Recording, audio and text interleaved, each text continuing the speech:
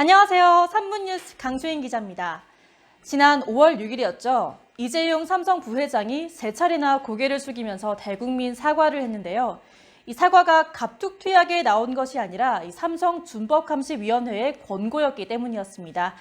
대국민 사과의 키워드는 총 3가지였습니다. 첫째, 경영권 승계. 둘째, 무노조 경영. 셋째, 준법 정신.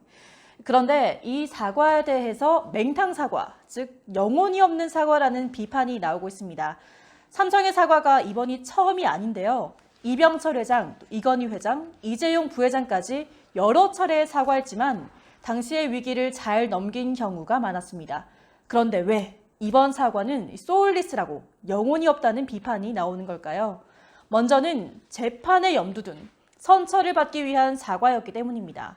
사과라는 게 잘못을 먼저는 인정하고 또 진정성 있게 자발적으로 해야 하는데 뭘 잘못했는지에 대한 말이 없이 그냥 잘못했다는 거죠. 그리고 두 번째, 가족 경영에 대해서도 현재가 아니라 너무 먼 미래에 대한 이야기가 아니냐는 겁니다. 지금 시점에 최대 관심은 이재용 부회장이 경영권 승계와 관련해서 박근혜 정권의 뇌물 로비를 한 것으로 실형을 사느냐 아니면 집행유예가 그대로 유지되느냐 이 문제입니다. 그런데 대국민 사과를 한다면서 4세 승계 문제를 들고 나왔죠. 이 부회장이 만 52살이에요. 장남은 20살입니다. 너무 먼 훗날에 말을 바꾸면 그만이라는 거죠. 또 무노조 경영도 문제입니다. 헌법 33조에는 단결권, 단체 교섭권, 단체 행동권 등 노동 3권이 보장되고 있는데요. 그걸 보장하지 않은 삼성의 무노조 경영이 위헌이었고 불법이었습니다.